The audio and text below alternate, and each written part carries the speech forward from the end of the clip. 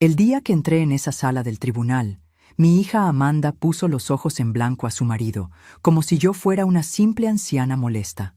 Pero cuando el juez me vio, el mundo se detuvo. «¿Doña Blanca?», murmuró, con los ojos muy abiertos. «¿Es usted de verdad?». Todo el tribunal quedó en un silencio absoluto, mientras mi hija y su arrogante esposo intercambiaban miradas de pánico. Pero antes de continuar, asegúrate de ya estar suscrito al canal y escribe en los comentarios ¿desde dónde estás viendo este video? Nos encanta saber hasta dónde llegan nuestras historias. Mi nombre es Blanca, tengo 70 años, y hasta hace 6 meses era solo una abuela común. Todas las mañanas me despertaba a las 5:30 am, preparaba mi café en una taza antigua que mi difunto esposo, Alfredo, me había dado en nuestro 30º aniversario, y regaba mis orquídeas mientras veía el sol salir por la ventana de la cocina. Era una vida simple y predecible, pero llena de pequeñas alegrías que me mantenían conectada a los recuerdos del pasado. Por casi 50 años, fui la madre que sacrificó todo por mi única hija, Amanda. Trabajé como limpiadora durante el día, costurera por la noche, y los fines de semana vendía antojitos caseros en el mercado local. Todo para que Amanda pudiera estudiar en buenas escuelas y tener la vida que yo nunca tuve. Cuando ella se casó con Ricardo, un hombre con ojos fríos y una sonrisa que nunca llegaba a sus ojos, me tragué mi incomodidad y los recibía para el almuerzo del domingo con mis mejores platillos y una sonrisa que escondía mis preocupaciones. Después de la muerte de mi esposo, esperaba que Amanda y yo nos acercáramos. Cuán equivocada estaba. En lugar de encontrar consuelo una en la otra, ella empezó a verme como una carga. Sus visitas se volvieron mecánicas, sus llamadas más raras. La forma en que ella miraba la casa donde la crié, la casa donde dio sus primeros pasos, donde celebramos todos sus logros, cambió completamente. Ya no era un hogar de recuerdos, sino un activo a ser adquirido. La mayor decepción de mi vida sucedió un martes lluvioso de octubre. Yo había preparado bacalao con papas, la receta que a Amanda le encantaba en la infancia. Puse el mantel bordado que hice cuando entró a la universidad y hasta compré un arreglo de flores frescas para la ocasión. Cuando ellos llegaron, Ricardo entró sin tocar, como si ya fuera el dueño de la casa. Se tiró en el sillón que había pertenecido a mi Alfredo y encendió el televisor sin siquiera saludarme. Amanda traía una carpeta de documentos y esa mirada distante que había desarrollado en los últimos años, una mirada que pertenecía a una extraña, no a la niña que un día me tomaba la mano con tanta confianza. «Mamá, necesitamos hablar», dijo con una voz fría que me estremeció hasta los huesos. Se sentó en el borde del sofá, como si no quisiera quedarse ahí por mucho tiempo. «Ricardo y yo decidimos que esta casa es demasiado grande para usted. Ya no puede mantenerla sola». Sentí que mi corazón se apretaba mientras ella continuaba. «Encontramos un gran residencial para personas de su edad. Tendrá compañía, actividades, asistencia médica». «Pero Amanda, esta es nuestra casa», respondí, mi voz fallando. «Aquí está todo lo que construimos, todos nuestros recuerdos». Ricardo interrumpió sin quitar los ojos del televisor. «Los recuerdos están en la cabeza, doña Blanca, no en las paredes. A usted le gustará el residencial, es moderno, tiene jardín». Lo que él no dijo, pero sus ojos calculadores revelaban, era que ellos querían mi casa. La casa que Alfredo y yo construimos con tanto sacrificio a lo largo de décadas. La casa donde guardábamos no solo recuerdos, sino también una parte de nuestras almas. Amanda puso la carpeta sobre la mesa. «Ya nos encargamos de toda la documentación. Solo tiene que firmar». Su voz era mecánica, como si estuviera hablando sobre un contrato cualquiera, no sobre arrancar a su propia madre del único lugar que me quedaba en el mundo. Cuando me rehusé a firmar, el clima cambió rápidamente. Ricardo apagó el televisor y me encaró con una frialdad que nunca había demostrado tan abiertamente. «Doña Blanca», dijo, acomodándose la corbata cara que usaba, «usted necesita ser razonable. No puede seguir viviendo sola. La semana pasada olvidó la estufa encendida. Es peligroso. Aquello era una mentira descarada. Yo nunca había olvidado la estufa encendida en toda mi vida. Pero me di cuenta en ese momento de que ellos estaban dispuestos a inventar cualquier cosa para conseguir lo que querían. En los días que siguieron, intensificaron la presión. Traían agentes inmobiliarios sin avisarme, personas extrañas que medían mis cuartos y hablaban sobre potencial de remodelación, como si yo no estuviera presente. Amanda empezó a empacar mis cosas sin permiso, decidiendo por su cuenta lo que yo necesitaba llevar y lo que podría ser desechado o vendido. «Este vestido es tan viejo, mamá», decía, sosteniendo el vestido azul que usé en el funeral de mi esposo. «No lo va a necesitar en el residencial». Cada objeto que ella desechaba era como si me arrancaran un pedazo de mi historia. Fotografías antiguas, cartas de amor que Alfredo me había escrito, los libros que leíamos juntos en las noches de invierno. Todo eso, para Amanda y Ricardo, era solo estorbo, ocupando espacio en la casa que ellos ya consideraban suya. La gota que derramó el vaso fue cuando Amanda encontró mi joyero. Era una pequeña caja de madera tallada que Alfredo me había dado en nuestro primer aniversario de bodas. Dentro, además de algunas piezas de valor sentimental, estaba el collar de perlas que había pertenecido a mi madre. «Voy a guardarle esto», dijo, poniendo la caja en su bolso.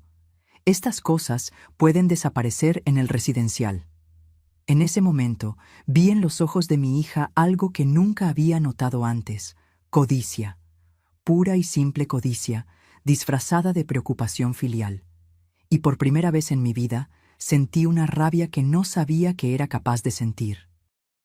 Esa noche, sola en mi cuarto mientras escuchaba a Amanda y Ricardo conversando en voz baja en la sala sobre cómo resolver el problema en el que yo me había convertido, lloré como no lloraba desde la muerte de mi esposo.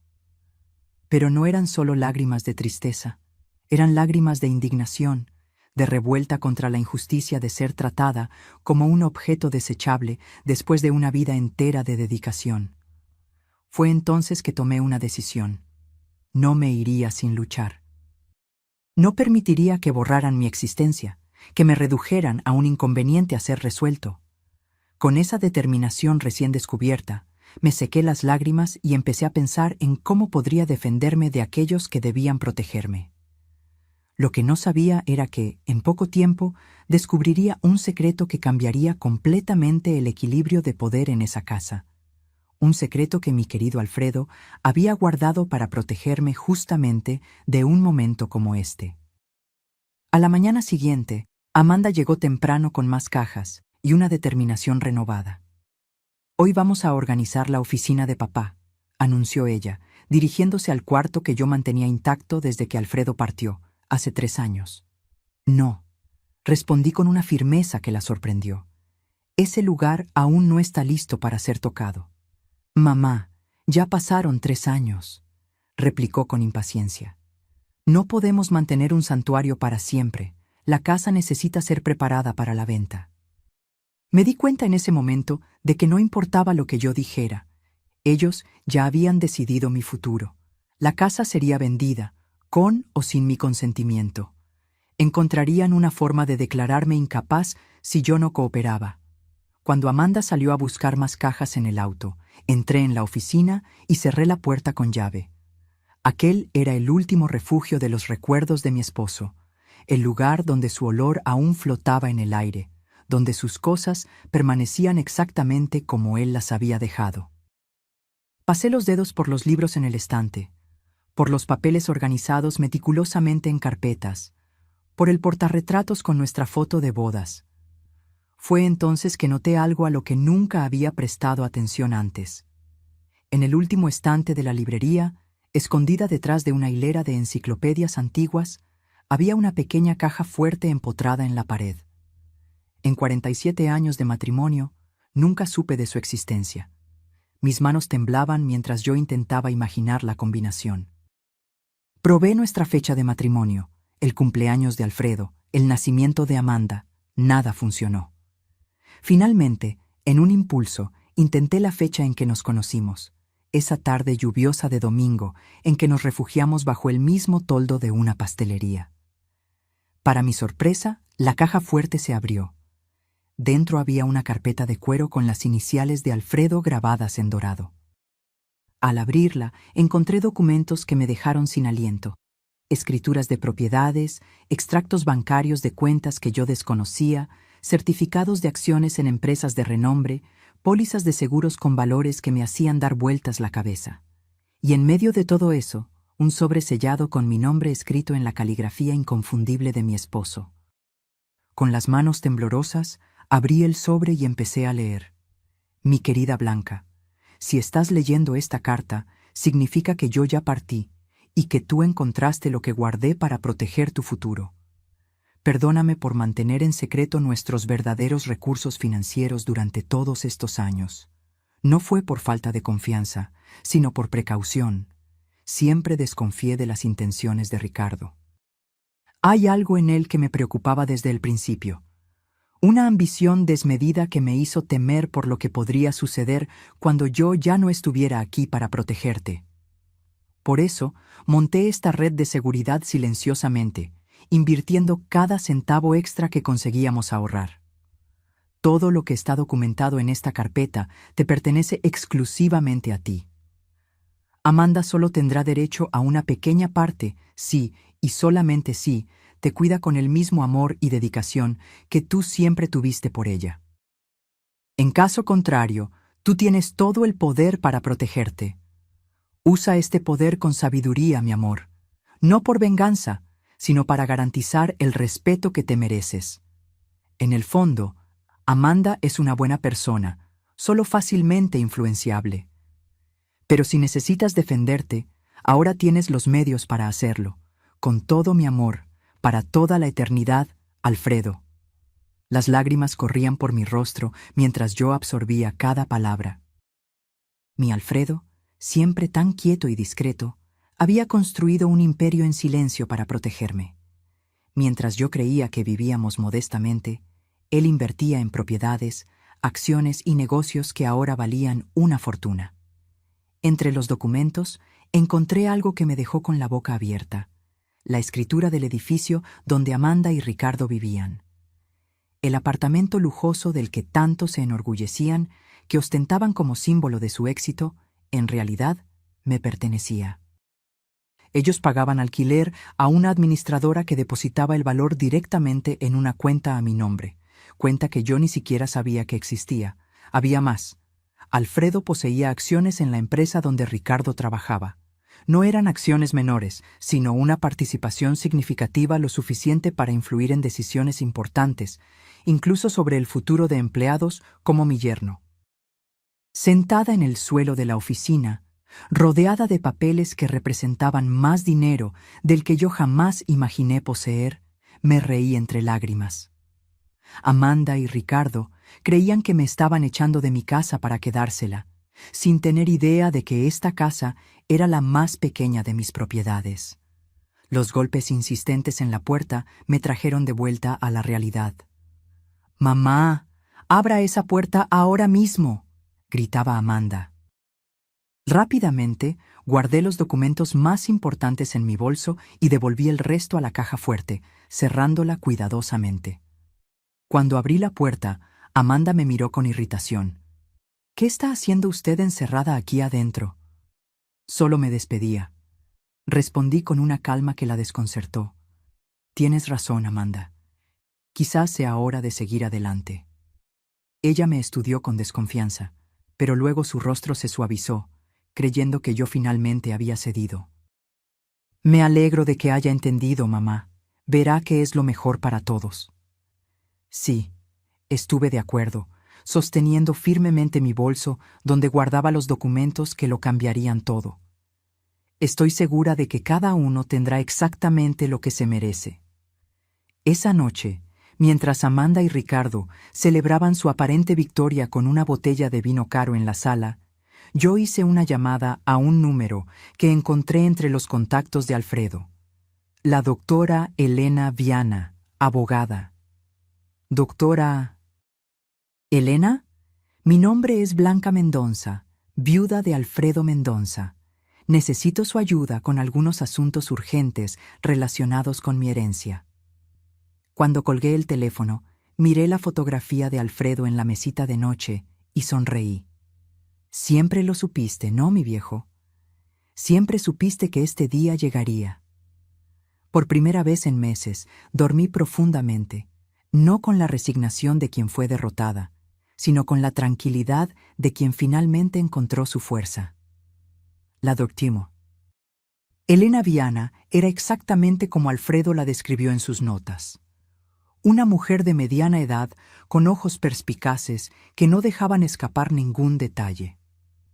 Cuando entré en su oficina, 3 días después, ella ya había analizado copias de los documentos que le envié por correo electrónico y montado una estrategia preliminar. Doña Blanca, dijo después de ofrecerme un café, su esposo fue extremadamente meticuloso. Todos los documentos están en orden, las inversiones fueron hechas de forma legal y el testamento es absolutamente incontestable. Usted es, sin duda, una mujer muy rica. Esas palabras sonaban extrañas para mí, que siempre viví contando centavos para llegar a fin de mes. Pero la abogada continuó, mostrándome un informe detallado de todos mis activos. Lo más interesante, observó, es que su esposo estructuró todo de forma que su hija y yerno no puedan impugnar. La cláusula de comportamiento en el testamento es particularmente ingeniosa. Ellos solo tendrían derecho a una parte de los bienes si la cuidaran a usted con amor y respeto. Considerando lo que usted me contó sobre los intentos de ellos de removerla de su propia casa, podemos argumentar con facilidad que esa cláusula fue violada. ¿Qué debo hacer ahora?, pregunté, aún intentando absorber la magnitud de la situación. Elena se inclinó hacia adelante con un brillo determinado en los ojos. Primero, no firme absolutamente nada que ellos le pongan delante. Segundo, necesito que usted mantenga la apariencia de que aún no descubrió nada. Cuanto más se expongan, mejor para nuestro caso. ¿Y en cuanto a la casa? Déjelos pensar que vencieron, por ahora. Finja que está considerando la mudanza al residencial. Pida visitar el lugar. Cuestione sobre los costos. Cuanto más se rebelen, más munición tendremos. En las semanas siguientes, seguí las orientaciones de Elena al pie de la letra. Permití que Amanda y Ricardo continuaran con sus planes, fingiendo resignación mientras secretamente documentaba cada conversación, cada amenaza velada, cada intento de menospreciarme o de hacerme parecer incapaz. Ricardo llegó a traer un médico amigo para evaluar mi condición mental, un hombre que apenas me examinó antes de sugerir que yo podría estar desarrollando demencia. Grabé toda la consulta fraudulenta en mi celular siguiendo las instrucciones de Elena. Amanda, por su parte, intensificó sus esfuerzos para vaciar la casa. Cajas y más cajas de mis recuerdos eran empacadas, etiquetadas y enviadas para donación, o simplemente desechadas. Dolía ver mis recuerdos siendo tratados con tanto desprecio, pero me mantuve firme, sabiendo que cada acto de ellos solo fortalecía mi caso. Una tarde, mientras Amanda catalogaba mis pertenencias en la sala, dejé escapar una información, como quien no quiere nada. ¿Sabes, Amanda? Estaba pensando en darte mi collar de perlas antes de ir al residencial. Era de tu abuela, al fin y al cabo. Ella dejó de hacer lo que estaba haciendo, visiblemente interesada. ¿El collar de perlas? ¿El que guardabas en la cajita de madera? Sí, pero no consigo encontrarlo. ¿Tú lo viste por ahí? Amanda se ruborizó ligeramente. No. No sé de qué está hablando. Es extraño, continué inocentemente. Tampoco encuentro los aretes de zafiro que tu papá me dio en nuestro 40º aniversario. Espero que no se hayan perdido en la mudanza. Vi la incomodidad en sus ojos, la culpa momentánea que pronto fue sustituida por una excusa mal elaborada sobre haber guardado mis joyas en un lugar seguro. Más tarde, reporté esa conversación a Elena, que sonrió satisfecha. Perfecto, estamos construyendo un caso sólido de abuso patrimonial. El momento decisivo vino cuando, siguiendo el consejo de Elena, pedí visitar el tal residencial antes de tomar mi decisión final. Amanda y Ricardo me llevaron un domingo, mostrándome un lugar que parecía más un depósito de ancianos que el paraíso que habían prometido. Cuartos minúsculos, empleados sobrecargados y un olor a desinfectante que apenas disimulaba el olor a orina en el aire. ¿No es maravilloso, mamá?, Amanda preguntó con entusiasmo forzado. Mire, hasta tiene una sala de televisión comunitaria. Miré la deprimente sala donde media docena de ancianos miraban fijamente un televisor antiguo y sentí que mi estómago se revolvía. ¿Cuánto cuesta este lugar?, pregunté. Ricardo respondió prontamente. No se preocupe por eso. Venderemos su casa y el dinero será más que suficiente para cubrir los costos por muchos años. ¿Y si vivo más tiempo que el dinero? El silencio que siguió fue respuesta suficiente. Ellos no habían pensado en eso, o peor, habían pensado y no les importaba. De vuelta a casa, permanecí en silencio mientras ellos discutían animadamente sus planes para remodelar la casa tan pronto yo me fuera. Hablaban sobre derrumbar paredes, modernizar la cocina, transformar mi cuarto en una oficina en casa para Ricardo. ¿Y el cuarto de papá?, pregunté de repente. Amanda vaciló. Bueno, estábamos pensando en transformarlo en un cuarto de huéspedes o quizás un closet más grande. Entiendo, respondí, mirando por la ventana del auto para esconder el dolor en mis ojos. Esa noche, llamé a Elena y le dije, «Estoy lista, vamos a seguir con el plan». 2 días después, Amanda y Ricardo aparecieron con los papeles finales para la transferencia de la casa y mi internamiento en el residencial. Un hombre de traje los acompañaba, el abogado de ellos, que después descubrí que era solo un amigo de Ricardo que trabajaba como consultor inmobiliario. «Mamá, le trajimos los documentos para que firme», Amanda anunció, esparciendo papeles por la mesa de la cocina. «Tan pronto firme aquí y aquí, podemos finalizar su mudanza al residencial. Ya reservamos una vacante para la próxima semana». Miré los papeles con calma, fingiendo estudiarlos mientras escuchaba el timbre sonar. «¿Quién puede ser?», preguntó Ricardo, irritado con la interrupción. «Debe ser mi amiga Margarita», respondí inocentemente. Le pedí que viniera a ayudarme con algunas cosas. Cuando Ricardo abrió la puerta, no fue Margarita quien entró, sino Elena Viana, acompañada por un oficial de justicia y un asistente social. «Buenas tardes», dijo con una sonrisa profesional.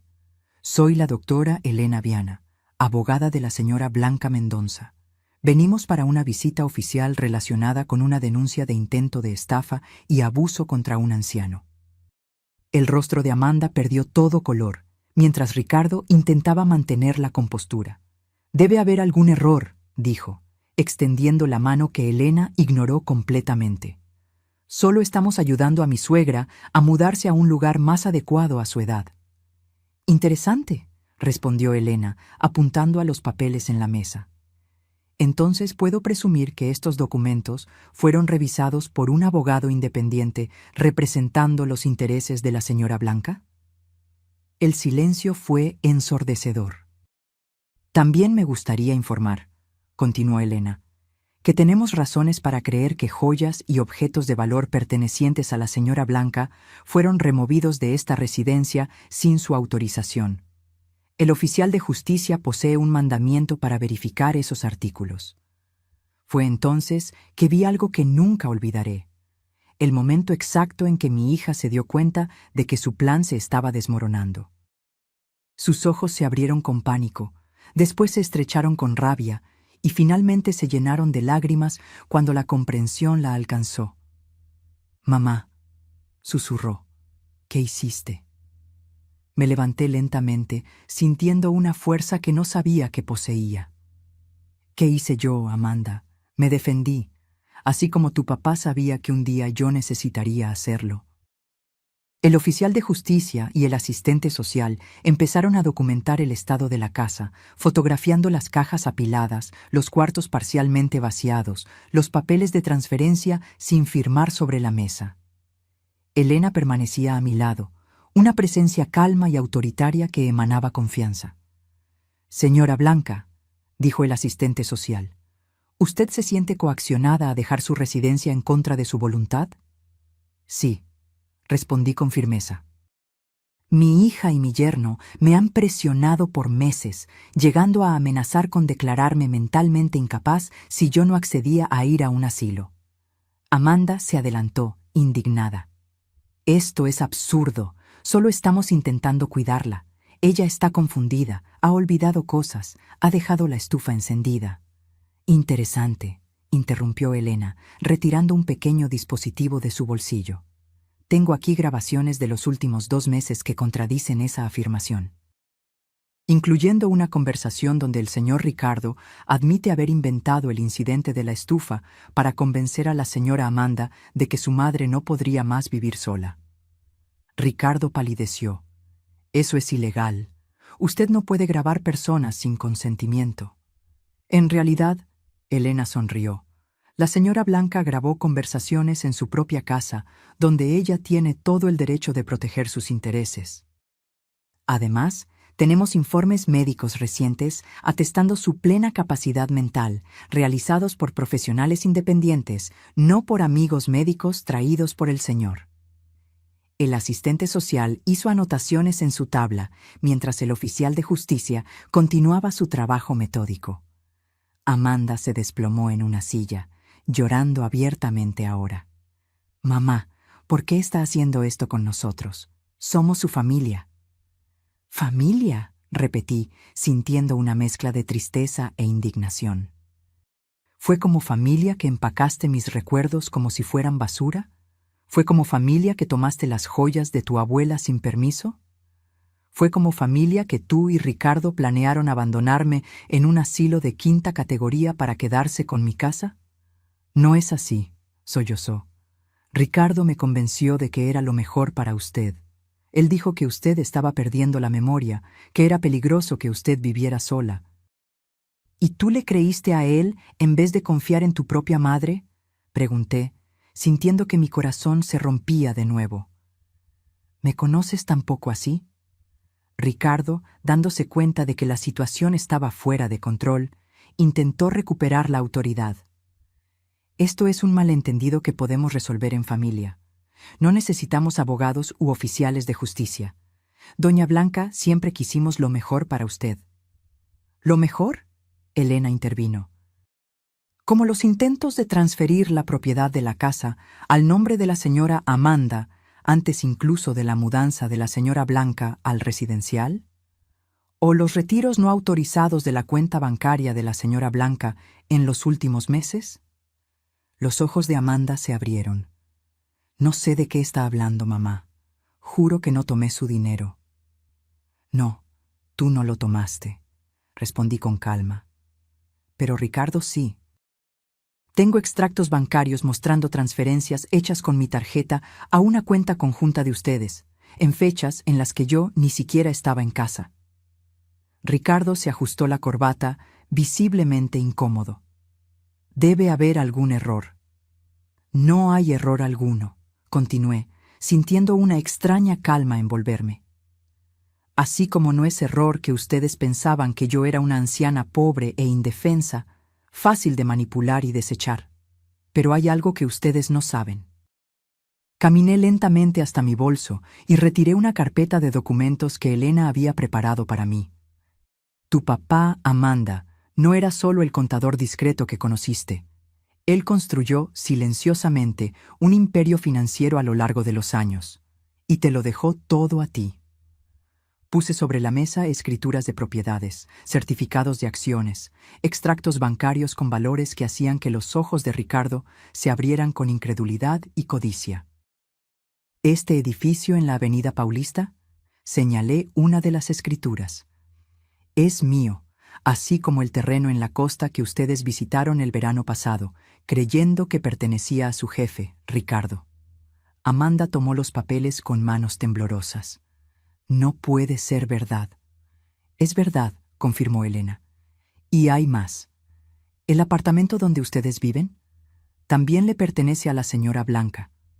Ustedes pagan alquiler a una administradora que deposita el valor directamente en una cuenta a nombre de ella.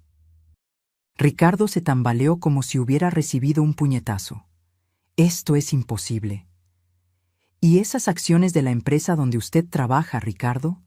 Las que fueron compradas por un inversionista anónimo hace 5 años y que garantizaron su ascenso, también son mías. El silencio que siguió fue absoluto. Ricardo parecía haber envejecido 10 años en 10 minutos. Amanda me miraba como si estuviera viendo un fantasma. ¿Por qué papá nunca nos lo contó? Ella finalmente preguntó, su voz casi inaudible. Porque él no confiaba en las intenciones de Ricardo, y por lo visto, estaba en lo correcto al ser precavido. Ricardo intentó una última maniobra desesperada. Doña Blanca, podemos resolver esto. Obviamente hubo un malentendido.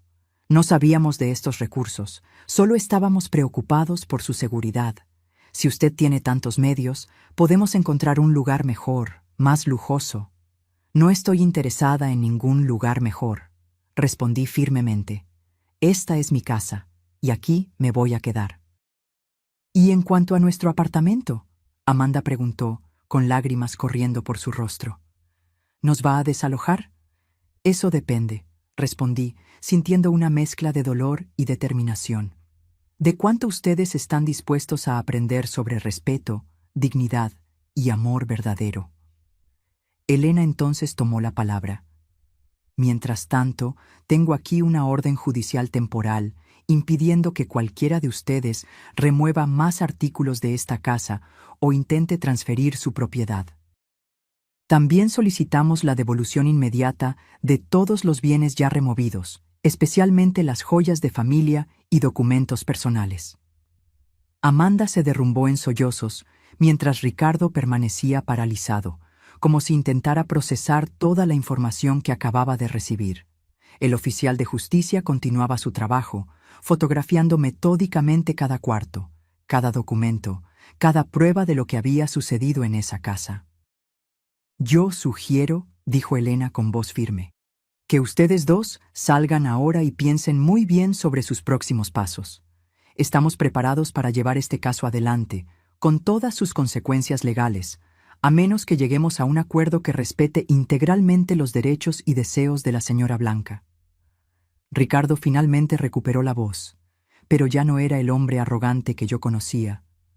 Había miedo en sus ojos. ¿Cuánto vale todo esto?, preguntó, haciendo un gesto en dirección a los documentos. Elena sonrió fríamente. Mucho más de lo que usted jamás podría pagar en una vida entera de trabajo, señor Ricardo. Ahora sugiero que ustedes se retiren. Cuando la puerta se cerró detrás de ellos, sentí que mis piernas flaqueaban. Elena me amparó hasta el sofá, donde me desplomé, exhausta emocionalmente. Usted fue muy valiente, dijo, sentándose a mi lado. No todos tendrían la fuerza para enfrentar a la propia familia de esa manera. No sé si fue coraje o desesperación, confesé, observando al asistente social aún haciendo anotaciones. Nunca quise llegar a este punto. Desafortunadamente, muchas veces son los que más amamos, los que más nos lastiman, Elena respondió. Pero ahora usted está en control. ¿Qué desea hacer a seguir? Miré alrededor de la sala, a las paredes que presenciaron tantos momentos de mi vida, a los espacios vacíos donde antes había fotografías y recuerdos. Quiero recuperar mis cosas, respondí con firmeza. Y después, quiero que Amanda entienda exactamente lo que ella hizo. No por venganza, sino porque ella necesita aprender. En los días que siguieron, recibí llamadas desesperadas de Amanda. Al principio, las ignoré todas, siguiendo el consejo de Elena para mantener distancia hasta que los aspectos legales fueran resueltos. Ricardo, por otro lado, desapareció completamente. Supe después que él había pedido licencia en el trabajo y viajado para resolver asuntos personales. Una semana después de la confrontación, Elena me trajo noticias. Recibimos una propuesta de acuerdo, dijo, entregándome una carpeta. Su yerno está dispuesto a devolver todas sus posesiones, reconocer públicamente que usted está en pleno dominio de sus facultades mentales y renunciar a cualquier reivindicación sobre su casa o patrimonio. ¿Y qué quiere él a cambio?, pregunté, conociendo demasiado bien el carácter de Ricardo para creer en arrepentimiento sincero. Que usted no use su influencia como accionista para perjudicarlo en la empresa y que no lo desaloje del apartamento inmediatamente. Él pide 6 meses para encontrar otro lugar. Consideré la propuesta por un momento. ¿Y Amanda? ¿Qué dice ella sobre esto? Elena vaciló. Su hija no participó en esta negociación. Por lo que entendí, hay tensiones en el matrimonio después de la revelación. Aquello no me sorprendió. Ricardo siempre había sido el tipo de hombre que abandona el barco cuando empieza a hundirse. Ahora que sabía que no conseguiría mi fortuna, probablemente ya estaba culpando a Amanda por el fracaso del plan. Diga a Ricardo que acepto sus condiciones, con una salvedad. Respondí después de pensar por un momento. Si él quiere permanecer en el apartamento por 6 meses, tendrá que aumentar el valor del alquiler en 50%. Al fin y al cabo, ahora él sabe quién es el verdadero propietario. Elena sonrió. Será un placer transmitir su mensaje. 2 semanas después, recibí una visita inesperada. Amanda estaba en mi puerta, sola, con ojeras profundas y el rostro marcado por noches de insomnio. ¿Puedo pasar?, preguntó tímidamente, tan diferente de la mujer arrogante que había intentado echarme de mi propia casa. Abrí la puerta en silencio y la dejé pasar. Ella cargaba 2 grandes cajas que puso cuidadosamente sobre la mesa de la sala. Sus joyas, dijo con voz embargada. Todas ellas, y también sus álbumes de fotografía, las cartas de papá, todo lo que yo tomé. Abrí la primera caja y ahí estaban, intactos, los tesoros de mi vida, el collar de perlas de mi madre, los aretes que Alfredo me había dado, el anillo de compromiso con el pequeño zafiro que él ahorró por 1 año para comprar. Ricardo y yo nos separamos. Amanda dijo abruptamente, rompiendo el silencio. Él me culpó por todo. Dijo que yo debería haber notado que papá nunca viviría tan modestamente si no tuviera algo escondido. No respondí, solo continué verificando el contenido de las cajas, asegurándome de que todo estaba allí. «Mamá», continuó, la voz temblorosa, «sé que no merezco su perdón. Lo que hicimos, lo que yo permití que fuera hecho, es imperdonable. Pero necesito que usted sepa que yo realmente creí que estaba haciendo lo correcto». Finalmente levanté los ojos hacia ella. Y lo correcto era sacarme de mi casa, desechar mis recuerdos como basura, tratarme como una niña senil. No, admitió, lágrimas corriendo libremente. Ricardo me convenció de que usted estaba empeorando, que era peligroso que usted viviera sola. Él inventó historias sobre usted olvidando cosas, dejando la estufa encendida. Y yo le creía a él en vez de confiar en mi propia madre. «¿Por qué, Amanda?», pregunté, sintiendo el peso de décadas de amor aparentemente desperdiciado. «Después de todo lo que hice por ti, después de todos los sacrificios, ¿cómo pudiste creer que yo merecía ser tratada de esa manera?». Ella se sentó en el sofá, pareciendo más pequeña y más frágil de lo que jamás la había visto. «Porque era más fácil», confesó finalmente. «Era más fácil creer que usted necesitaba ayuda que admitir que yo me había casado con un hombre que solo se preocupaba por dinero y estatus. Era más fácil fingir que estábamos cuidándola que enfrentar la verdad sobre lo que nos habíamos convertido». Su rostro se contorsionó con vergüenza genuina. Cuando Ricardo sugirió por primera vez que vendiéramos la casa, yo dije que no. Entonces él empezó a plantar dudas en mi cabeza, pequeñas semillas de preocupación sobre su salud mental, su capacidad de vivir sola. Y yo dejé que esas semillas crecieran porque, en el fondo, quería la casa. Quería transformarla, modernizarla, borrar las marcas del pasado que me hacían sentir culpable por no ser la hija que debería ser. Sus palabras me golpearon como una revelación. No era solo codicia, era culpa, era el deseo de borrar las evidencias de todo lo que yo había hecho por ella, todo lo que ella no conseguía retribuir. ¿Y ahora? Pregunté. ¿Qué quieres de mí, Amanda? Ella se secó las lágrimas con el dorso de la mano, como hacía cuando era niña. Nada. No merezco nada de usted. Solo vine a devolverle lo que es suyo y a decir que, aunque usted nunca me perdone, yo sé lo que hice y voy a pasar el resto de la vida intentando ser una persona mejor. Miré a mi hija, pues, a pesar de todo, ella aún era mi hija. Y vi algo que no veía en años: honestidad. No la manipulación calculada que Ricardo había perfeccionado, ni la falsa preocupación que ella había exhibido en los últimos meses, sino vulnerabilidad genuina. ¿Dónde estás viviendo?, pregunté. Con una amiga por ahora. Estoy buscando un apartamento pequeño que pueda pagar con mi salario. Asentí, absorbiendo la información. ¿Y el apartamento? Ricardo está allá, ella respondió. Él se quedó con casi todo en el acuerdo de separación. Dijo que era lo mínimo que yo podía hacer después de arruinar nuestros planes. No pude evitar sonreír con la ironía. Ricardo continuaba siendo Ricardo, hasta el final. Amanda, dije finalmente, no puedo prometer que las cosas volverán a ser como antes. Rompiste algo profundo entre nosotras y va a tomar tiempo, si es que algún día sucede, reconstruir esa confianza. Ella asintió, aceptando mis palabras sin protesta. Pero, continué, tu papá creía que en el fondo tú aún eras la niña que él crió. Él creía que podrías encontrar tu camino de vuelta a la persona que deberías ser.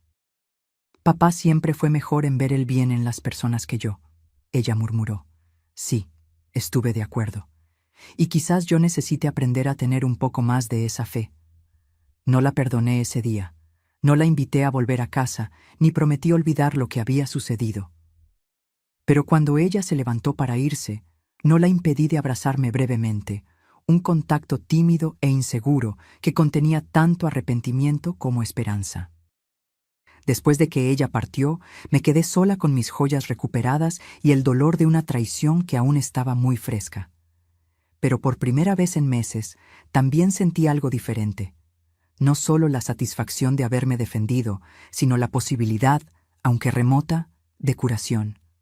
2 semanas después de la visita de Amanda, recibí una llamada inesperada de Elena. Doña Blanca, surgió una situación que usted debería saber. Ricardo no pagó el alquiler aumentado conforme a nuestro acuerdo y, por lo que supe, está planeando dejar el país. ¿Dejar el país? ¿Para dónde? Aparentemente, él tiene un primo en España. Mis fuentes en su empresa indican que él renunció y ya está vendiendo sus pertenencias. Aquello no me sorprendió. Ricardo siempre fue del tipo que huye cuando las cosas se ponen difíciles. Lo que me sorprendió fue lo que Elena dijo a seguir. Hay otra cosa. Amanda me buscó ayer, pidiendo ayuda jurídica. Ella descubrió que Ricardo vació sus cuentas conjuntas antes de la separación y la dejó con diversas deudas a su nombre. Sentí un pinchazo en el pecho. A pesar de todo, era mi hija la que estaba sufriendo. ¿Qué pretende hacer ella? Estamos entrando con medidas cautelares para impedir que él salga del país sin resolver sus pendientes. Pero, sinceramente, creo que él ya transfirió el dinero al exterior. Amanda está prácticamente en bancarrota, además de endeudada.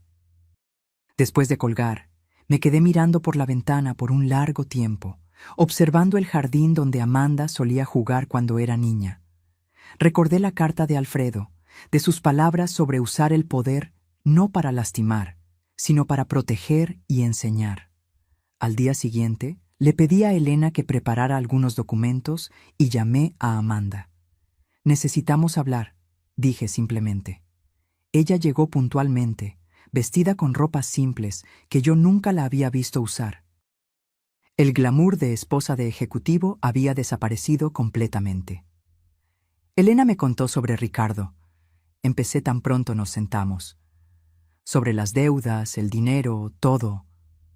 Amanda asintió resignadamente. Él planeó todo eso hace meses, Mientras fingíamos preocuparnos por usted, él ya estaba preparando su huida. Fui tan estúpida, mamá, tan ciega. Muchas mujeres inteligentes son engañadas por hombres como Ricardo, respondí. No te culpes por eso. Cúlpate por lo que tú me hiciste a mí, no por lo que él te hizo a ti. Ella bajó los ojos, aceptando la dura verdad en mis palabras. Tengo una propuesta para ti, continué, deslizando una carpeta por la mesa. No es caridad ni perdón automático, es una oportunidad. Amanda abrió la carpeta dubitativamente y sus ojos se abrieron al leer el contenido. ¿Esto es un contrato de trabajo? Sí, para la Fundación Alfredo Mendonça. Una organización que estoy creando para ayudar a ancianos víctimas de abuso familiar y abandono. La idea había nacido durante mis noches de insomnio, cuando me di cuenta de que mi historia no era única. ¿Cuántos otros ancianos estaban siendo manipulados por familiares codiciosos? ¿Cuántos estaban siendo forzados a dejar sus casas, a renunciar a sus vidas, sin tener la suerte que yo tuve de contar con un esposo precavido? ¿Usted quiere que yo trabaje para usted? Amanda preguntó, confundida. Quiero que tú trabajes para la fundación. Tu conocimiento en administración será útil. El salario es modesto, pero justo, y hay una cláusula de vivienda. Puedes ocupar el apartamento pequeño en el fondo de esta casa, lo que te ahorrará en alquiler mientras reorganizas tu vida. ¿Por qué? Ella susurró. ¿Por qué haría esto por mí después de todo? Me levanté y caminé hasta la ventana, observando mi jardín floreciendo bajo el sol de la tarde. No estoy haciendo esto por ti, Amanda. Estoy haciendo por la mujer que tú puedes llegar a ser. Por la hija que tu papá creía que tú aún eras, en el fondo. Y estoy haciendo por todos los ancianos que no tuvieron la suerte que yo tuve, que no tienen cómo defenderse. Me di la vuelta para encararla. Tu trabajo será arduo y frecuentemente doloroso. Vas a escuchar historias que te recordarán lo que tú misma intentaste hacerme a mí. Tendrás que mirar a los ojos de personas que fueron traicionadas por aquellos que debían amarlas. Y, quizás, a través de ese trabajo, tú entiendas verdaderamente lo que intentaste hacer. Amanda sostenía el contrato con manos temblorosas. No sé si merezco esta oportunidad. Probablemente no la mereces, respondí con honestidad. Pero tu papá siempre decía que el perdón no es algo que se merezca, es algo que se ofrece. No estoy lista para perdonarte completamente, pero estoy dispuesta a ofrecer un camino. En los meses que siguieron, transformé mi dolor en propósito. Con la ayuda de Elena, creé la Fundación Alfredo Mendonça, usando parte de la fortuna que mi esposo había acumulado para defender a aquellos que no podían defenderse solos. Compramos una casa grande, cerca de la mía, y la transformamos en un centro de apoyo jurídico y emocional para ancianos en situación de vulnerabilidad. Amanda, fiel a su palabra, trabajaba incansablemente. Al principio, los otros empleados de la fundación la trataban con desconfianza. Todos conocían nuestra historia, que yo nunca intenté esconder. Pero con el tiempo, su dedicación genuina empezó a ganar respeto. La vía de redención no fue fácil para ella. Hubo días en que llegaba a casa, pues el pequeño apartamento en el fondo de mi casa se había convertido en su hogar, con los ojos rojos de tanto llorar después de escuchar historias particularmente dolorosas de ancianos abandonados o explotados. ¿Cómo puede mirarme todos los días sabiendo lo que yo intenté hacer?, me preguntó una noche, cuando nos encontramos en la cocina compartida. Porque veo que estás intentando cambiar, respondí simplemente. Y porque tu papá creía que tú podías ser mejor. Ricardo nunca regresó.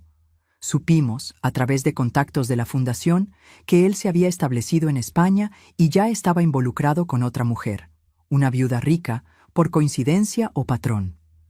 Parte de mí se preguntaba si debería alertarla, pero otra parte sabía que algunos depredadores solo son detenidos cuando encuentran una presa que muerde de vuelta.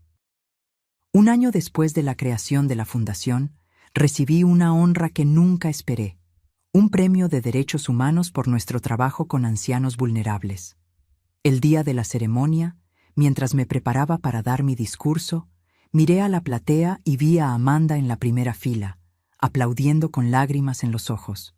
Esa noche, después de la ceremonia, mientras caminábamos por el jardín de mi casa, nuestro jardín, como estaba empezando a pensar, Amanda me entregó un pequeño paquete. «¿Qué es esto?», pregunté. «Ábralo», ella respondió nerviosamente. Dentro había un libro artesanal, hecho a mano. En las páginas, Amanda había pegado fotografías antiguas de nuestra familia, muchas de las mismas fotos que ella había empacado tan descuidadamente un año antes, pero ahora cada una venía acompañada de una carta escrita a mano, recordando el momento capturado y reflexionando sobre el significado de esos recuerdos. «Pasé meses buscando estas fotos», ella explicó. Algunas estaban con Ricardo, otras con amigos a los que se las regalé sin pensar. Quería reunir nuestros recuerdos nuevamente, no para borrarlos, sino para honrarlos. Hojeé el libro con cuidado, sintiendo el peso de las décadas de historia familiar en mis manos.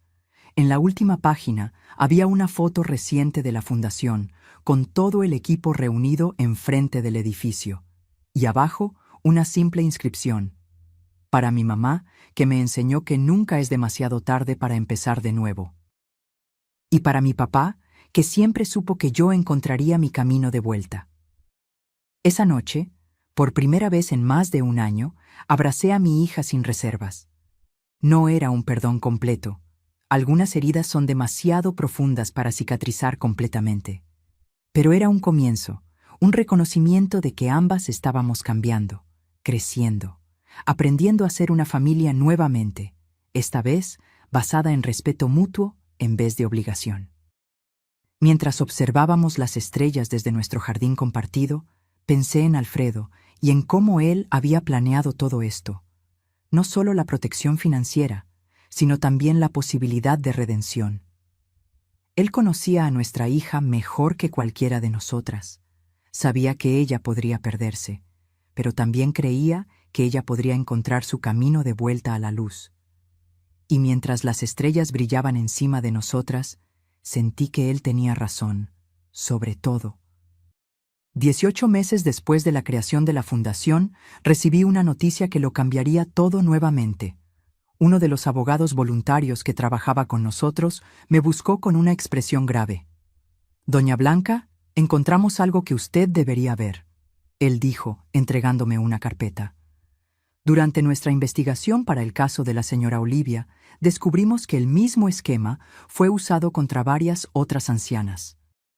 ¿Y adivine quién está detrás de todo? Abrí la carpeta y sentí que mi sangre se helaba. Ahí estaba Ricardo, usando otro nombre, pero inconfundible en las fotografías de vigilancia. Él había regresado a Brasil secretamente y estaba operando un esquema sofisticado para engañar a viudas ancianas, haciéndolas firmar documentos que transferían sus propiedades a empresas fantasma. «Él volvió», murmuré, «y está haciendo lo mismo con otras mujeres». El abogado asintió sombríamente. «Ya informamos a las autoridades, pero necesitamos a alguien que lo conozca para hacer una identificación formal, alguien que pueda testificar sobre sus métodos y su personalidad». Esa noche, conversé con Amanda sobre el descubrimiento. Ella palideció al ver las fotografías y los documentos. Él no cambió nada, ella dijo con amargura. Solo encontró nuevas víctimas. Las autoridades quieren que testifiquemos contra él, expliqué. Yo ya decidí que voy, pero tú no necesitas involucrarte si no quieres. Amanda me miró con una determinación que me recordó a mí misma. No, mamá, necesito hacer esto. Necesito enfrentarlo, no solo por nosotras, sino por todas esas mujeres. En las semanas siguientes, trabajamos con la policía y el Ministerio Público, proporcionando testimonios detallados sobre los métodos de Ricardo, las manipulaciones sutiles, las pequeñas mentiras que gradualmente escalaban para fraudes completos. Amanda, en particular, fue crucial al explicar cómo él la había convencido a participar en el plan contra mí. Cómo él plantaba dudas e inseguridades, cómo él gradualmente aislaba a sus víctimas, Cuando el día del juicio finalmente llegó, sentí una ansiedad que no experimentaba desde la confrontación en mi casa. El tribunal estaba lleno. Nuestro caso había recibido atención de los medios, en parte debido al trabajo de la Fundación, que ahora era conocida nacionalmente por su lucha contra el abuso financiero de ancianos. Cuando entré en el tribunal con Amanda a mi lado, sentí que todas las miradas se volteaban hacia nosotras. Las víctimas más recientes de Ricardo estaban sentadas juntas, mujeres con edades entre 65 y 85 años, todas con historias dolorosamente semejantes a la mía. Ricardo fue traído esposado, vistiendo un traje usado que contrastaba con la elegancia que siempre había exhibido. Cuando sus ojos se encontraron con los míos, vi un destello de rabia rápidamente sustituido por aquella máscara de encanto calculado que él usaba también. El momento decisivo vino cuando el juez entró en la sala. Mi corazón casi se paró cuando lo reconocí. Juez Enrique Méndez, anunció el oficial de justicia. Era el joven abogado que había trabajado como pasante en el tribunal décadas atrás, cuando yo era secretaria allí. El mismo hombre tímido que yo había alentado cuando todos los demás lo trataban con desdén. El muchacho para quien yo llevaba café en las noches en que él trabajaba hasta tarde, estudiando para exámenes. Él no me reconoció inmediatamente, ocupado con los procedimientos iniciales. Pero cuando llegó mi turno de testificar, y yo dije mi nombre, vi sus ojos levantarse de los papeles con una expresión de sorpresa y reconocimiento. «¿Doña Blanca?», él preguntó, ajustándose los lentes como si no pudiera creer lo que veía. «¿Blanca Almeida de la Secretaría del Tribunal Regional?». «Sí, su señoría», respondí con una pequeña sonrisa. «Ha pasado mucho tiempo». El juez sonrió brevemente antes de retomar su expresión profesional. «Ciertamente ha pasado. Por favor, continúe con su testimonio». Durante las 2 horas siguientes, narré en detalles todo lo que Ricardo había hecho, cómo él había manipulado a mi hija, cómo había intentado despojarme de mi casa y dignidad, cómo había planeado abandonarme en un asilo de calidad dudosa. Hablé sobre el descubrimiento de la fortuna que mi esposo había dejado y cómo eso había frustrado sus planes. «Y ahora», concluí, «él está haciendo lo mismo con otras mujeres que no tuvieron la suerte que yo tuve de contar con un esposo precavido». Cuando terminé, la abogada de Ricardo se levantó para el contrainterrogatorio, intentando pintarme como una señora confundida que había imaginado persecución donde había solo preocupación familiar. «Señora Blanca», ella preguntó con falsa simpatía, «¿no es verdad que usted estaba teniendo lapsos de memoria en la época? ¿Que usted a veces olvidaba dónde ponía las cosas, dejaba la estufa encendida?» «No», respondí firmemente. «Nunca tuve tales problemas. Su cliente inventó esas historias para convencer a mi hija de que yo necesitaba ser internada». «¿Y cómo puede usted tener tanta certeza de eso, si tenía problemas de memoria?». Ella insistió con una sonrisa condescendiente. «Objeción, su señoría», intervino el fiscal, argumentativa. «Aceptada», respondió el juez Enrique. «Abogada, reformule su pregunta». Pero antes de que ella pudiera hacerlo, pedí permiso para responder. «La señora pregunta cómo puedo tener certeza. Puedo tener certeza porque tengo informes médicos completos realizados después del intento de mi yerno de declararme incapaz. Puedo tener certeza porque tengo grabaciones de él admitiendo que inventó esos incidentes. Y puedo tener certeza porque a los 70 años de edad aún consigo recordar el primer día en que el hoy juez Enrique Méndez entró en el tribunal como pasante, vistiendo un traje azul marino que le quedaba demasiado grande en los hombros, cargando una carpeta de cuero sintético que había ganado de su madre como regalo de graduación. Todo el tribunal se quedó en silencio. El juez Enrique me miraba con una mezcla de sorpresa y emoción. Me acuerdo de cada detalle de ese día, así como me acuerdo de cada detalle del día en que mi yerno y mi hija intentaron convencerme de que yo ya no era capaz de cuidarme a mí misma. Mi memoria, señora abogada, está perfectamente intacta. El silencio que siguió fue roto solo por el sonido de la pluma del juez rasgando algo en su libreta de anotaciones. Amanda testificó enseguida, con una valentía que me llenó de orgullo. Ella habló abiertamente sobre cómo había sido manipulada, sobre su propia culpa y arrepentimiento, sobre el camino de redención que había encontrado a través del trabajo en la fundación. Ricardo me convenció de que mi mamá estaba perdiendo la capacidad mental, ella explicó con la voz embargada. Él empezó con pequeñas sugerencias. ¿Notaste cómo tu mamá olvidó el nombre de aquel actor? ¿Viste cómo confundió las fechas? Hasta que empecé a ver problemas donde no existían. Cuando Ricardo finalmente testificó, fue como ver a un actor en escena. Él negó todas las acusaciones. Se pintó como un yerno preocupado que solo quería lo mejor para su suegra. Llegó a derramar lágrimas falsas al hablar sobre cómo estaba herido con las acusaciones. Pero entonces el fiscal presentó las evidencias, grabaciones, documentos falsificados, testimonios de todas las otras víctimas cuyas historias eran casi idénticas a la mía. Y finalmente, registros bancarios mostrando cómo él había desviado dinero de todas ellas. Al final del juicio, que duró 3 días, el juez Enrique Méndez pronunció su sentencia. Ricardo Alves da Costa. Este tribunal lo considera culpable de todas las acusaciones de estafa, falsedad ideológica, coacción y abuso contra ancianos vulnerables. El señor explotó la confianza de familiares y de mujeres que, en sus años dorados, merecían protección y respeto, no manipulación y robo. El juez ajustó los lentes, mirando directamente a Ricardo.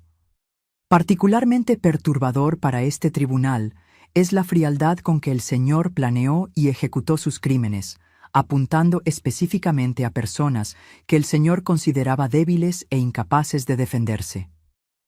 Él hizo una pausa, entonces continuó con una voz que combinaba autoridad y emoción contenida. Por estos crímenes, condeno al señor a 12 años de reclusión en régimen cerrado, además de la restitución integral a las víctimas y multa proporcional al daño causado. Mientras Ricardo era llevado fuera del tribunal, el juez Enrique me miró y me hizo un pequeño gesto de reconocimiento que pocos notaron, pero que para mí significó todo. Un recordatorio de que bondades pequeñas, como alentar a un joven pasante inseguro décadas atrás, pueden regresar cuando menos se espera. Al salir del tribunal, fuimos rodeadas por reporteros y por otras ancianas que habían asistido al juicio para buscar inspiración y esperanza. Una señora de cerca de 80 años se acercó a mí con lágrimas en los ojos. «Usted me dio valor», ella dijo, tomando mis manos. Después de verla en el periódico hablando sobre la fundación, me di cuenta de que mi sobrino estaba haciendo lo mismo conmigo. Gracias a usted, conseguí parar antes de que fuera demasiado tarde. Esa noche, en casa, Amanda y yo nos sentamos en el jardín con una botella de vino, celebrando no solo la victoria en el tribunal, sino también el camino que habíamos recorrido juntas. ¿Sabes qué es lo más irónico?, ella dijo, mirando a las estrellas. Si Ricardo nunca hubiera intentado tomar su casa, la fundación jamás habría existido. Todas esas mujeres que estamos ayudando ahora no tendrían a dónde ir. Tu papá siempre decía que incluso en las peores situaciones podemos encontrar propósito, respondí. Creo que, al final, él estaba en lo correcto sobre eso también. Amanda sonrió, una sonrisa que finalmente alcanzaba sus ojos, recordándome a la niña que ella había sido antes de que Ricardo entrara en nuestras vidas. Él estaría orgulloso de usted, mamá, de todo lo que usted construyó a partir del dolor. De nosotras dos, corregí gentilmente. Él siempre supo que tú encontrarías tu camino de vuelta. Miramos al cielo estrellado en silencio por algunos minutos, cada una perdida en sus propios pensamientos. La fundación se había convertido en más que solo un trabajo para nosotras. Era una misión compartida, un propósito que nos reconectó de una forma que yo nunca imaginé ser posible después de todo lo que habíamos pasado.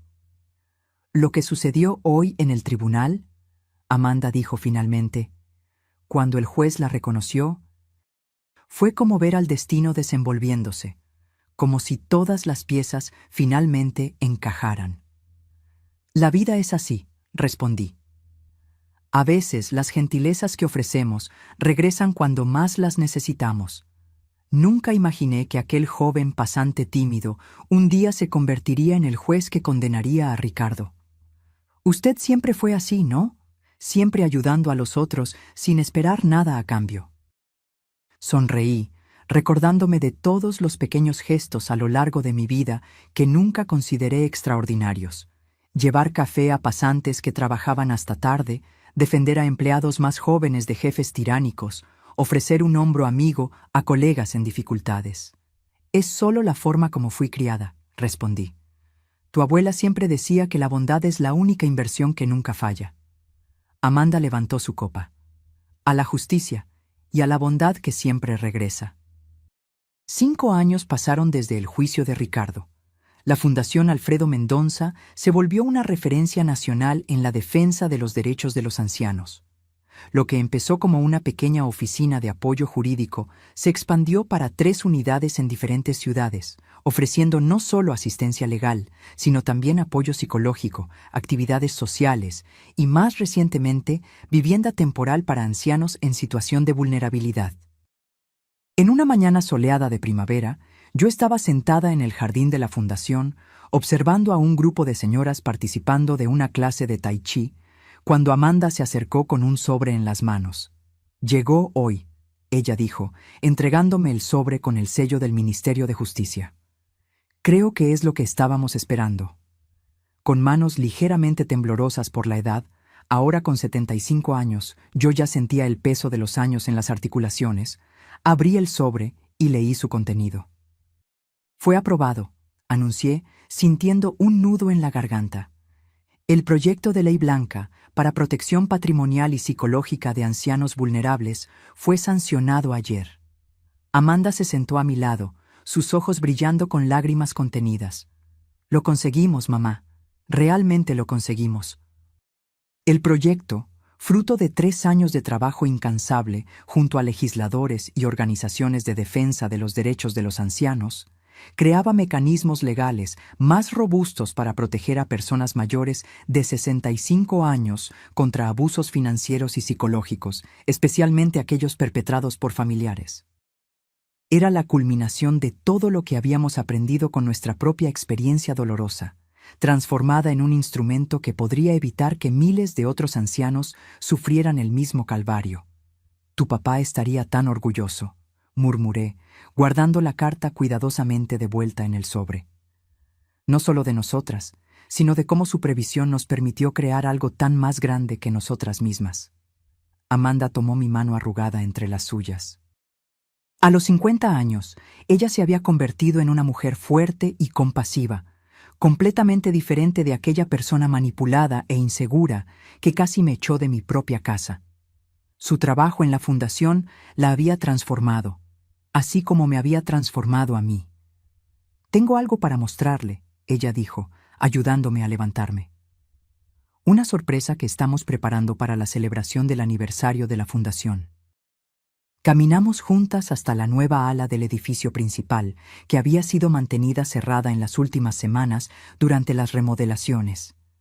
Amanda abrió la puerta y me condujo para adentro. Las paredes, antes vacías, ahora estaban cubiertas con fotografías, docenas de ellas enmarcadas cuidadosamente. Eran rostros de ancianos a los que habíamos ayudado a lo largo de los años, cada uno con una pequeña placa contando brevemente su historia.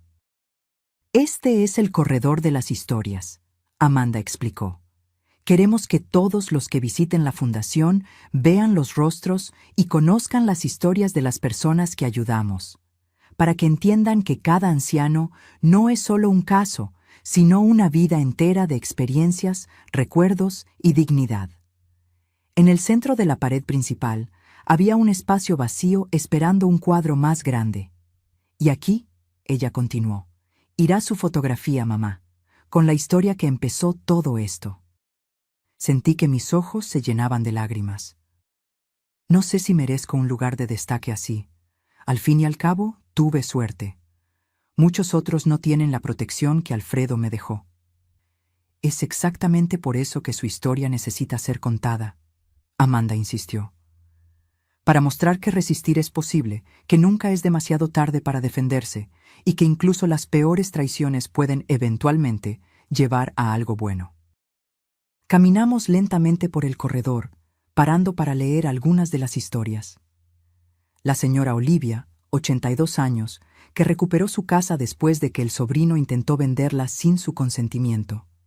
El señor Alberto, 77 años, que escapó de un matrimonio abusivo después de décadas de manipulación psicológica. La señora Carmen, 90 años, que denunció a los hijos por apropiación indebida y ahora daba conferencias sobre independencia financiera en la tercera edad. Todas esas personas, dijo Amanda, encontraron su voz y su fuerza porque usted encontró la suya primero. Esa noche, después de un día cansado pero gratificante, regresé a mi casa, la misma casa que casi perdí 5 años antes. Amanda ahora vivía en una casita propia cerca de la fundación, pero aún cenábamos juntas regularmente y, los domingos, ella venía a tomar desayuno conmigo, retomando una tradición que habíamos perdido durante los años difíciles. Me senté en el porche con una taza de té, observando el jardín que Alfredo tanto amaba y que ahora estaba más bonito que nunca. Las orquídeas florecían en abundancia, cuidadas por mis manos que, aunque más lentas con la edad, aún sabían exactamente cuánta agua y sol cada planta necesitaba. Pensé en cómo mi vida había cambiado completamente en estos últimos años. De la casi tragedia de perder mi casa y dignidad, surgió un propósito que nunca imaginé tener. De la traición de mi única hija, nació una reconciliación más profunda y verdadera de lo que nuestro relacionamiento anterior jamás había sido. En la mesa al lado de mi sillón estaba el viejo joyero que Amanda había intentado llevarse, ahora devuelto y restaurado. Lo abrí y tomé el collar de perlas de mi madre, pasando los dedos por las cuentas lisas y brillantes. Mañana lo usaría en la ceremonia de conmemoración del aniversario de la fundación, donde sería anunciado oficialmente el proyecto de ley blanca. Un pequeño sobre en el fondo de la caja me llamó la atención. Lo abrí y encontré una nota escrita a mano por Amanda. Mamá, nunca podré borrar completamente el dolor que causé, pero espero seguir siendo digna de la segunda oportunidad que usted me dio. Cada día en la fundación me recuerda que nuestro trabajo no es solo sobre leyes y derechos, sino sobre restaurar la dignidad que muchos intentan quitar de nuestros ancianos. Gracias por enseñarme que nunca es demasiado tarde para empezar de nuevo. Nunca es demasiado tarde para hacer lo correcto. Con todo mi amor y gratitud, Amanda. Guardé la nota de vuelta en la caja, sintiendo una paz que solo viene cuando finalmente entendemos que incluso las experiencias más dolorosas pueden llevarnos a lugares que nunca imaginamos alcanzar. A la mañana siguiente, cuando me preparaba para la ceremonia, miré mi reflejo en el espejo. Vi los cabellos blancos que ahora usaba con orgullo, las arrugas que marcaban un rostro que había conocido tanto sufrimiento como alegría, los ojos que habían llorado tantas lágrimas, pero que ahora brillaban con propósito y satisfacción.